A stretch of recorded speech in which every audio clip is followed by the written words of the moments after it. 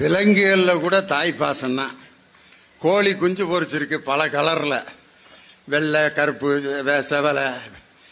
அந்த அப்பேங்கிறவன் யாருக்காவது தெரியுமா? அந்த குஞ்சுகளுடைய சேவல் யாராவது அதை பத்தி கவலைப்பட்டிருக்கோமா? அந்த குஞ்சுக தான் நம்மளை எவன்டா பெத்தவன் அப்படின்னு கவலைப்பட்டிருக்கா? நிறைய பேர் இருப்பாங்க கோழிக்கு. அதனால அந்த எத்தனை கலர்ல இருக்கோ அத்தனை அப்பா அந்த கோழிக்கு. அதனால ஒரு விலங்குல கூட பாருங்க, அந்த தாயை அரவணைச்சு தான் அந்த குஞ்சுகள் பூரா இருக்கான். அது ரெண்டுக்கும் ஒரு சங்கேத பாசம் இருக்கும் பாத்தீங்களா? அந்த தாய் கோழிக்கும் அந்த குஞ்சுகளுக்கும் டிக்கி டிக்கி டிக்கின்னு வருவாங்க. ஒரு அரிசி 2 அரிசி எடுத்து அடி போடும், சண்டை போடாம சாப்பிட்ணும் அப்படின்ட்டு ஒரு ஆர்டரு. அதுக்குள்ள அதுகளுக்குள்ள என்னென்ன ஒரு பேச்சுவார்த்தை நடக்கும். அடே அப்பா, கொஞ்சம் வளர்ந்தோன்னா கொத்தி அடிச்சு ஓடு. சும்மா நானே குப்பையா கிளறி உனக்கு அரிசியை போட்டுக்கிட்டு இருப்பேன், என் பின்னாடியே தின்னுக்கிட்டு தெரிவியா ஓடுறா அப்படின்ட்டு அடிச்சு துரத்தி விடுது. ஒரு ஒட்டகை சிவிங்கி அது குட்டியை போட்டது பிற்பாடு அவ்வளோ உயரத்துல இருந்து சொத்துன்னு விழுகும். உளுந்தோடனே அது அப்படியே நக்கி நக்கி கொடுக்க கொடுக்க அப்படியே எந்திரிச்சு நிற்கும். எந்திரிச்சு நின்னோன்னா அது என்ன செய்யும் தெரியுமா? அவ்வளவு நிக்க வச்ச தன்னுடைய பிள்ளைய ஓங்கி ஒரு சொன்னா அங்க போய் சொத்துன்னு விழுந்து அதுவா குடுக்குன்னு ஓடும். ஏன்? என்னையவே நீ நம்பி இருக்க முடியாது. சிங்கம், புலி, கரடிலாம் வருவாங்க. இப்படியே புலி மூட்டை மாதிரி படுத்து கிடந்தீங்கன்னா அல்வா மாதிரி தின்ட்டு போயிடுவாங்க. இப்பயே நீ ஓட பழகணும்ட்டு ஒரு கொடுக்கும் பாரு அந்த தாய் ஒட்டக சிவிங்கி. இதுதான் தாயினுடைய அன்பு. யாரு? சங்கர் சொன்னார். சாலமன் ராஜா மாதிரியே ஒரு கிராமத்தில் ஒரு பிரச்சனை வந்துருச்சு. 2 மாடு ஒரே கலர்ல, இதுவும் செவலை கண்ணுக்குட்டி அதுவும் செவலை கண்ணுக்குட்டி போட்டுருச்சு. ஒரு நாள் நைட்டு ஒரு கண்ணுக்குட்டி செத்து போச்சு. எந்த மாட்டு கண்ணுக்குட்டின்னு சண்டை வந்துருச்சு. இது என் மாடோட, என் கன்றா, 2 ஒரே கலர். பஞ்சாயத்து பிரசிடென்ட் இப்படியே பார்த்தாரு. சாலமன் ராஜா கூட ஈஸியா தீர்த்து வச்சுட்டாரு. மாட்டு பிரச்சனையை நான் எப்படா தீர்த்து வைக்கிறதுன்ட்டு ஒரு ஐடியா பண்ணாரு. அங்கேயும் ஒரு வடிவேல் இருந்திருக்கேன். 2 மாட்டையும் ஆளுக்கு ஒரு தென்னை மரத்தில் கட்டி விட்டுருவான், கண்ணுக்குட்டியை விடுவான். அது எந்த மாட்டுக்கிட்ட போகுதோ அதை வச்சு எது தாயின்னு கண்டுபிடிச்சிடலான்னு. இந்த கூறுகட்ட கண்ணுக்குட்டி 2 மாட்டுக்கிட்டையும் போகாம அது வாட்டுக்கு பக்கத்து தோட்டத்தில் போய் புல்ல மேய்ஞ்சிக்கிட்டு இருக்கு. அட லூசு கண்ணுக்குட்டிய, நீ எனக்கு பிரச்சனையை தீர்த்து வைப்பேன்னா புது பிரச்சனையெல்லாம் கொண்டு வந்துக்கிட்டு இருக்கான்ட்டு. அப்பதான் பக்கத்துல அந்த பஞ்சாயத்துக்காரரோட மனைவி சொல்லியிருக்கா, அது உன்னையெல்லாம் நம்பி ஒரு பஞ்சாயத்து கொடுக்குறாங்க பாரு, நான் சொல்றத செய்யா சொல்லுடி. என்ன? கண்ணுக்குட்டியை கட்டி போடு, முதல்ல ஒரு மாட்டை அனுப்பிவிடு. எந்த மாடு கண்ணுக்குட்டியை தேடி ஓடுதோ அந்த மாடு தான் அந்த கண்ணுக்குட்டியோட தாய் அப்படின்னு. கரெக்டா ஒரு மாடு அது வாட்டுக்கு போயிடுச்சு. கண்டிப்பா இது அவங்க அம்மா இல்ல. ஓடி தன்னுடைய கண்ணுக்குட்டி பக்கத்துல நின்னுச்சு பாருங்க, தட் இஸ் ரியல் மதர். தீர்ப்பு சொல்லிட்டான். ஒரு விலங்குக்கு கூட தன் குட்டியின் மீது இருக்கக்கூடிய அந்த பாசம் இருக்கு பார்த்தீங்களா, அது மாதிரி தான் தாய். ஒவ்வொரு அணுவையும் அப்படியே ரசிச்சு ரசிச்சு ரசிச்சு வளர்க்கறது தாய் தானையா. இன்னைக்கு அம்மாங்கிற அந்த வார்த்தை இருக்கு பாருங்க. ஆபரேஷன் பண்ணி அறுத்து வழியில இருக்கும்போது அம்மா அம்மான்னு தானே அழுகுறான். எவனாவது அப்பான்னு அழுதுருக்கான் இது வரைக்கும்? எப்ப அப்பா அம்பான்னா ஆபரேஷன்லாம் வழியெல்லாம் முடிஞ்ச பிறகு அப்பா அப்படிமா. வலி தீர்ந்த பிறகு சொல்ற வார்த்தை அப்பா. வலிக்கும் போது அந்த வலியை குறைக்கின்ற வார்த்தை எதுன்னா அதுதான் அம்மா. அதனாலதான் நம்ம அடிமை பெண்ல நம்ம முன்னாள் முதலமைச்சர் அம்மா பாடியிருப்பாங்க ஒரு பாட்டு. அம்மா என்றால் அன்பு, அப்பா என்றால் அறிவு, ஆசான் என்றால் கல்வி, அவரே உலகின் தெய்வம். அன்னையை பிள்ளை, பிள்ளையை அன்னை, அம்மா என்றே அழைப்பதுண்டு. அன்பின் விளக்கம், பண்பின் முழக்கம், அம்மா என்றொரு சொல்லில் உண்டு. 10 திங்கள் மடி சுமப்பாள், பிள்ளை பெற்றதும் துன்பத்தை மறப்பாள். பத்தியம் இருந்து காப்பாள், தன் ரத்தத்தை பாலாக்கி கொடுப்பாள். அப்ப குழந்தையா இருக்கிறது யாரு தெரியுமா? எம்ஜிஆர். மடியில படுத்து ஃபீடிங் பாட்டில் எம்ஜிஆருக்கு பால் ஊட்டுவாங்க அந்த அம்மா. அந்த மாதிரி ஒரு தாய்மை என்பது ஒரு புனிதமானது. அன்பின் விளக்கம் பண்பின் முழக்கம் அம்மா என்று ஒரு சொல்லில் உண்டு. இதுல எங்க அப்பாவுக்கு எங்க மேட்ரே இல்லையா விஜயகுமார். அதுக்கு அடுத்து தன்னுடைய கருத்துக்களை வழங்க வாங்க தேவகோட்டை ராஜன்.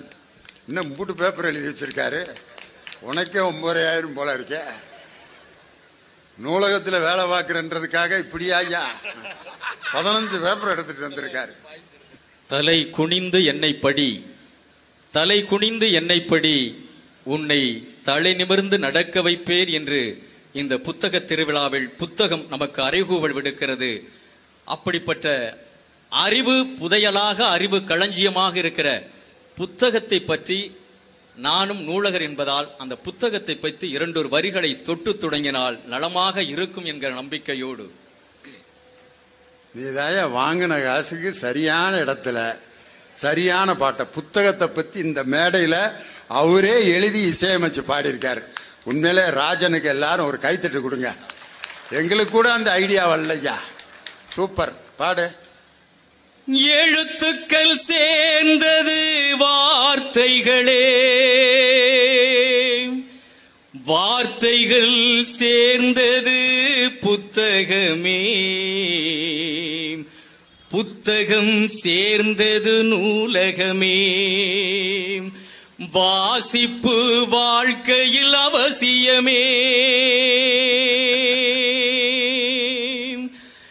எழுத்துக்கள் சேர்ந்தது வார்த்தைகளே, வார்த்தைகள் சேர்ந்தது புத்தகமே, புத்தகம் சேர்ந்தது நூலகமே, வாசிப்பு வாழ்க்கையில் அவசியமே.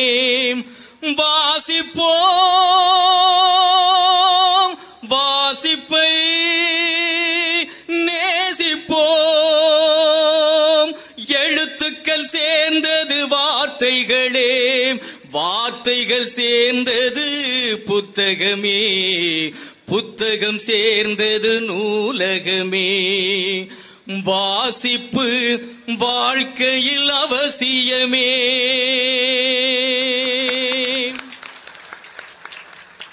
உனக்கு லைப்ரரியில வேலை கொடுத்தது 100% ஓகேயா. அநேகமா அடுத்து சிறந்த நூலகர் அப்படிங்கிற பரிசு முதலமைச்சர்கிட்ட நீங்க ஆகஸ்ட் 15 வாங்குவீங்க. உங்களுடைய பொன்னான அப்படி ஒரு அப்ளிகேஷன் போடு, நானே ரெக்கமெண்டேஷன் பண்ணிடுறேன்.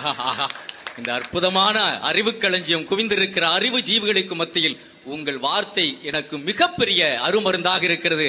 உங்களுக்கு இந்த அற்புதமான நேரத்தில் மீண்டும் ஒரு முறையாக உங்களை நன்றியினை சொல்லி என் அணியிலே தொடர்ந்தார் பாருங்க. தாயா தாரமா அப்படிங்கிறத விட அப்பாவா அம்மாவா அம்மாவான்னு ஒரு கேள்வி கேட்டுங்க. யாரு புள்ள நல்ல புள்ளையா வளர்க்கறது யாரு? அழகா கேட்டாங்க. என் அணியில அணித்தலைவர் அழகா சொன்னார், அம்மா என்றால் அன்பு, அப்பா என்றால் அறிவு. நான் என்ன சொல்றேன், அறிவுங்கிற ஒண்ணு ஒரு மனிதனுக்கு என்னைக்கு வந்துருச்சோ இந்த சமுதாயத்துல நல்லது எது கெட்டது எது அப்படிங்கறத புரிந்து ஆசா பாசம் விட்டு கொடுத்தல் எல்லாம் அவனை தானாக சென்றடையும். அது எப்போது தெரியுமா? அன்பு மட்டும் அவனை மழுங்கடித்து விடும். அறிவு என்பதை ஊட்டி பாருங்கள், அத்தனையும் அவனுக்கே புலப்படும். அதைத்தான் தந்தை ஸ்தானத்தில் இருந்து ஒரு அப்பா செய்து கொண்டிருக்கிறார். ஆனா நான் பாடின பாட்டை வச்சு எனக்கே ஆப்பு வைக்கிறாரு பாருங்க. அம்மா என்றால் அன்பு, அப்பா என்றால் அறிவுன்னு நடுவர் பாடினாரு. வெறும் அன்பு மட்டும் வச்சுக்கிட்டு சிங்கி அடிச்சுக்கிட்டு இருக்க வேண்டியதுதான். அறிவுன்னு ஒண்ணு இருக்க போய் தான் லியோனிய நடுவரை உட்கார வச்சிருக்காங்க. எல்லாத்து மேலேயும் அன்பா இருந்தா அந்த அப்படியே உட்காந்து எல்லாத்துக்கும் தர்மம் பண்ணிட்டு உட்காந்துரியா அப்படின்னு இருப்பாங்க. என்ன வீட்டுல அம்மா என்ன பண்ணிக்கிட்டு இருக்காங்க? என் அம்மா சொல்லு, என் வீட்டுக்கார் என்ன பண்ணிக்கிட்டு இருக்கா? ஆனா இவ்வளவு காலமும் ரொம்ப அற்புதமா எல்லா வேலையும் பார்த்துக்கிட்டு இருந்தா. கொஞ்ச நாளைக்கு முன்னாடி நான் அந்த ஐயப்பன் கோயிலுக்கு மாலை போட்டிருந்தேன். ஆனா இந்த பெண்களுக்கு இருக்கிற பழி வாங்குற குணம் இருக்குல்ல, ஆனா உண்மையிலே அவங்களுக்கு இப்படி இருக்கவே கூடாதுங்க. நான் ஐயப்பன் கோயிலுக்கு மாலை போட்டிருந்தேங்க. மாலை போட்டிருக்கும் போது என் வீட்டுக்காரி கூப்பிடுவா, வாங்க சாமி, இருங்க சாமி, காப்பி போடவா, டிஃபன் போடவா சாமி, சாமி சாமின்னா. நான் ஐயப்பன் கோயிலுக்கு போயிட்டு மாலையை கலட்டிட்டேங்க. நான் அவ என்னைய சாமி சாமின்னு சொல்லுனதுனால இப்ப அவளை நான் சாமின்னு சொல்ல வைக்கிறோங்கிறதுக்காக மாலையை காட்டிட்டு உள்ள வந்தாங்க. சேப்சிலைய கட்டிக்கிட்டு ஓம் சக்தி கோயிலுக்கு மாலையை போட்டாங்க. அவ அப்ப நான் தினந்தோறும் வாங்க சாமி, வாங்க சக்தி, இருங்க சக்தி, காப்பி போடவா சக்தி, இது டிப்பன் தரவா சக்தி, சக்தி சக்தின்னு கட்சி ஏன் சக்தி போயிடுச்சுப்ப வீட்டுல இந்த அம்மாக்கள் படுத்துற. நீ மதுரைக்கார பேர்ல பெண்களுக்கு எல்லாம் இப்ப ஐடியா கொடுத்துக்கிட்டு இருக்க. என்னது? உங்க வீட்டுக்காரர் சாமி சக்தின்னு கூப்பிடணும்னா மாலையை ஒரு 40 நாளைக்கு போட்டு விட்டுருங்க, சிவப்பு சேலையை போட்டு. உங்களுக்கு வீட்டுல எப்படி மரியாதை கிடைக்கும்னு பாருங்க. நானும் யதார்த்தத்தை சொல்லிக்கிட்டு இருக்கேன். என்ன இங்க அம்மா என்ன என்ன என்ன செஞ்சுக்க என்ன பண்றாங்க நடுவர்களே? அம்மா எப்படி இருக்காங்க தெரியுமா? இதே அந்த புஸ்தகத்துக்குள்ளே நின்று நான் பதில் சொல்றேன். ஒரு புஸ்தகத்துக்குள்ள இருக்கிற பாதுகாக்கிற அட்டை தான் அம்மா. புஸ்தகத்தை பாதுகாத்து கொண்டிருக்கிற அட்டை தான் அம்மா. ஆனால் அந்த புஸ்தகத்துக்குள்ளே இருக்கிற கண்டென்ட் சொல்றோம்ல, அறிவு அடங்கிய பாத்திரம் தான் அப்பா. அறிவுதான், அந்த அறிவடங்கிய புஸ்தகத்தின் கண்டென்ட் பொருள் தான் அப்பா. அந்த பொருளை பாடம், 2ஆம் பாடம், 3ஆம் பாடம், 4ஆம் பாடம்லாம் அப்பா பைண்டிங் பண்ணி அட்டை போட்டிருக்கிறது அம்மாவா. அம்மா அந்த பாடத்தை பாதுகாக்கிறது. என்ன பாசத்துல அம்மா தன் தேலையை போர்த்தி மகனை அணைச்சுக்கிட்டு இருக்கலாம். அப்படியே அணைச்சு வச்சுக்கிட்டு இருந்தா வெளி உலகம் அவனுக்கு தெரியவே தெரியாது.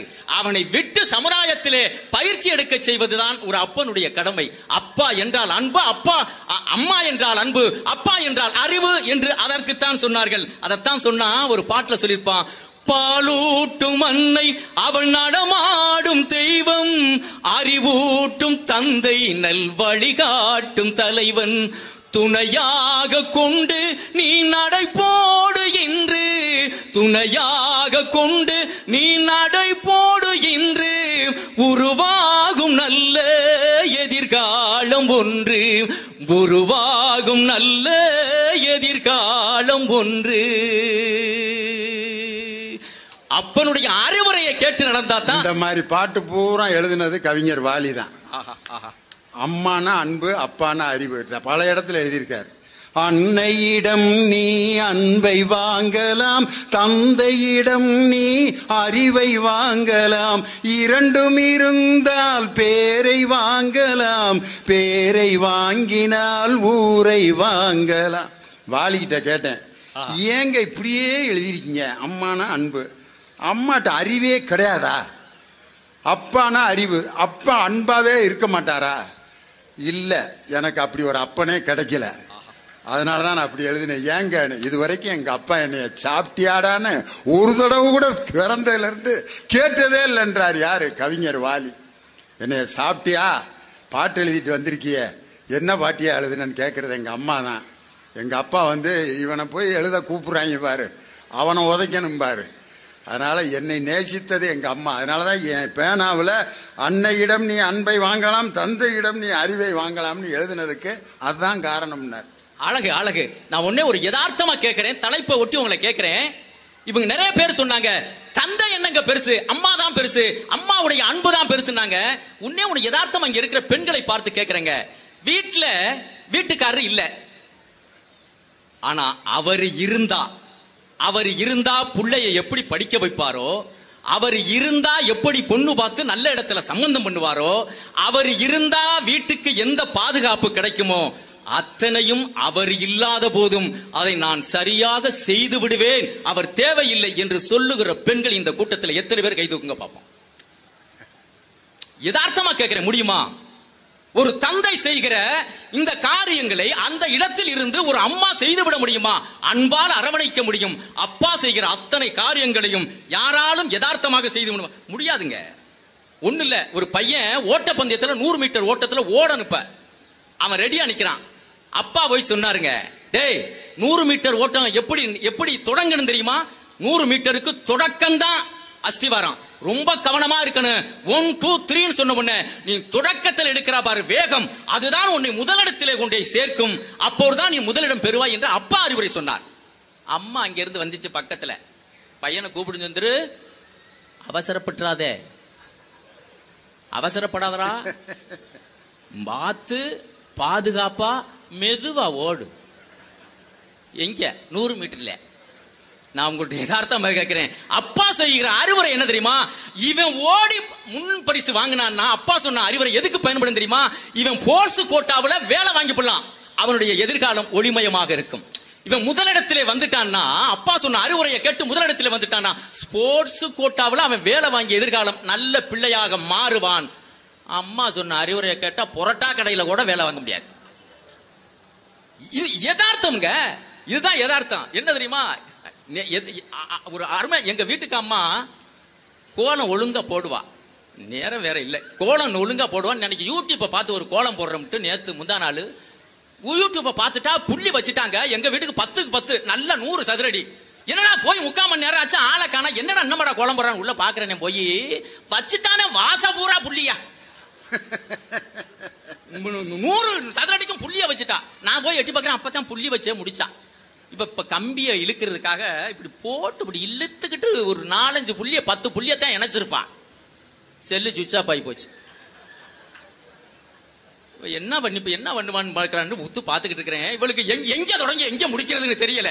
என்ன பண்ணா, கோலம் கோவத்துல அள்ளி வச்ச புள்ளியில பூரா இந்த கொரோனா வந்தா அடிச்சு வீச்சு வாங்கல ப்ளீச்சிங் பவுடர் அந்த மாதிரி பூரா தூவிட்டாங்க.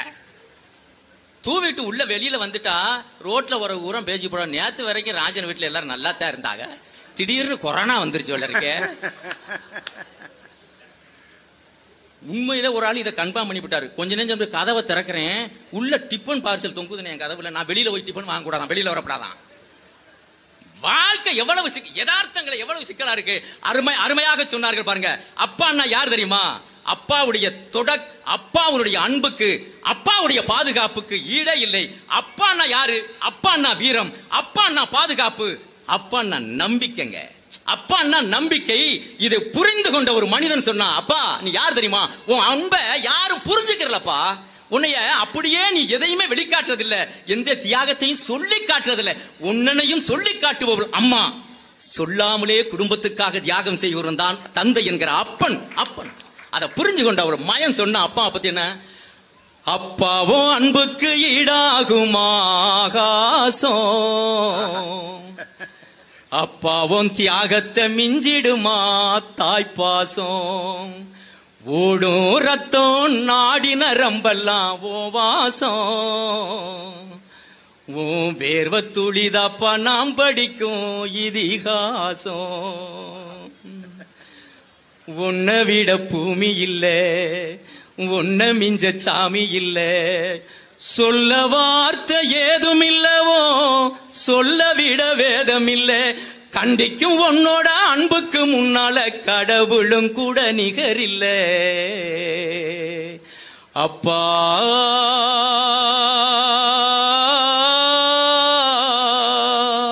அப்பாவும் அன்புக்கு ஈடாகும் ஆகாசம், அப்பாவும் தியாகத்தை மிஞ்சிடுமா தாய்ப்பாசம், ஓடும் ரத்தம் நாடி நரம்பெல்லாம் ஓ வாசம், உன் வேர்வ துளிதாப்பா நாம் படிக்கும் இதிகாசம். அப்பனை புரிஞ்சுக்கிறங்க. புரியாத வரைக்கும் அப்பனுடைய பெருமை உங்களுக்கு யாருக்குமே தெரியாது. அழகா அவர் எங்க அணித்தலைவர் முத்துக்குமார சொன்னார்ல, அப்பா இருந்து பாடம் நடத்த மாட்டாங்க. அப்பா இங்க களத்திலே இல்லாமல் எங்க இருந்தாலும் ஒரு மகனை திருத்தி விடுவார் என்பதற்காக அவர் 4 கவிதை எழுதுகிறார். எப்படி எழுதுறார் தெரியுமா? நான் முத்துக்குமார் தான் எழுதுறான். அப்பா அவர் எழுதுகிறார் பாருங்கள். அப்பா சாயலில் உள்ள பெட்டிக்கடைக்காரரிடம், அப்பா சாயலில் உள்ள பெட்டிக்கடைக்காரரிடம் சிகரெட்டு வாங்க நினைக்கும் போதெல்லாம் எனக்கு 2 கைகளும் நடுங்குகிறது என்று சொன்னால், அப்பா முன்னாடி இருக்க வேணாம்ங்க, எங்கேயோ இருந்தாலும் அப்பாவுடைய நினைவே அவரை வழி நடத்துகிறது என்று சொன்னால், நான் இப்படி சொல்லி நிறைவு செய்ய ஆசைப்படுகிறேன். எப்படி தெரியுமா? அப்பா அவங்க வீட்டுக்கு போற வழியில ஒரு சின்ன ஆறுங்க, அதை கடந்துதான் வீட்டுக்கு தினந்தோறும் போகணும். இப்ப அப்பாவும் மகனும் வெளியில வந்துட்டு போறாங்க. அப்ப அப்பா கைய மக புடிச்சுக்கிட்டு இங்க இருந்து நடந்து ஒரு கால்வாசி தூரம் ஆத்த கடக்குறாங்க. திடீர்னு மக அப்பா பார்த்து கேட்டா, அப்பா நான் உங்க கைய விட்டுறேன், நீங்க என் கைய புடிச்சுக்கிறீங்கப்பா அப்படின்னா. ரெண்டும் ஒண்ணுதானம்மா, நீ இப்ப என் கையத்தானே புடிச்சிருக்க, திரும்ப நான் உங்க கைய பிடிக்கிறதுல என்ன மாற்று என்ன கிடைச்சிட போகுது அப்படின்னா, இப்ப அந்த மக சொன்னா பாருங்க, அப்பா ஏன் தெரியுப்பாம்பா, என் கைய உங்களை பிடிக்க சொல்றேன், அந்த ஆத்த கடந்து போகும்போது பாருதும் அந்த தண்ணி இழுக்கும்பா, அந்த இழுக்கிற பயத்துல ஒருவேளை பயந்து நான் உங்க கைய விட்டாலும் விட்டுருவேன், என்னை தண்ணி இழுத்துக்கிட்டு போயிருக்கோம். ஆனா நீங்க என் கைய பிடிச்சிருந்தா உசுரே போனாலும் என்னை கரை சேர்த்துருவியப்பா அப்படின்னு அவ சொன்னால்னா, அந்த நம்பிக்கையை புரிந்து கொள்ளுங்கள். அப்பா பத்தி அப்பா கைய பிடிச்சுக்கிட்டு போகும்போது எவ்வளவு நம்பிக்கை.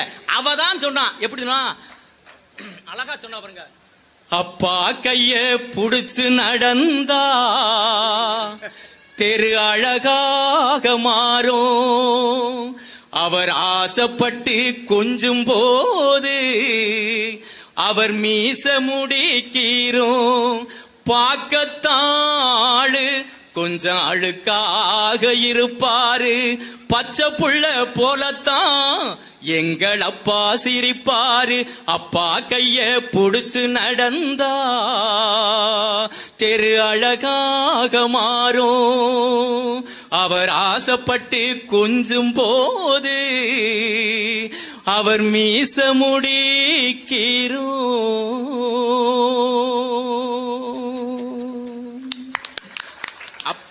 அப்பாவை இன்னும் நிறைய பேர் புரிஞ்சுக்கிறது இல்லைங்க. அவர் என்ன, அவர் எதையுமே வெளிப்படையா சொல்றதே இல்லைங்க.